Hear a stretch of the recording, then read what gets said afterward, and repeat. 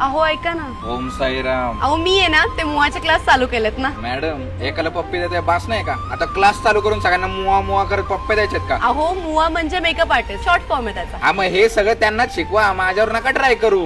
मी तुमच्यावर पण ट्राय करणार आहे. बुक्की देऊ बुक्की? नाही करत मेकअप. ठीक आहे, नाराज नका हो, बनतो मॉडेल, पण एकदाच.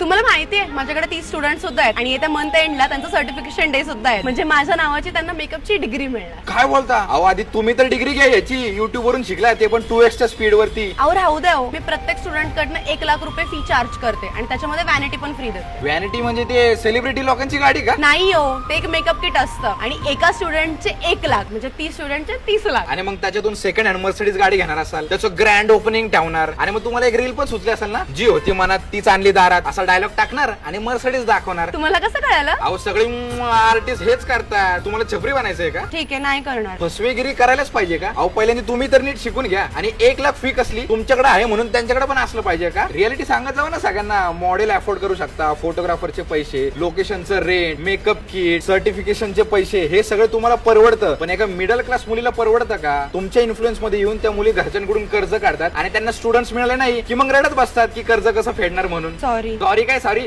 पप्पी? अरे हे पप्पी नाही द्यायची रे, या इसीने बिघडून ठेवले सगळ्यांना. आपला डायलॉग बोला मॅडम. झापूक झुपूक झापूक झुपूक.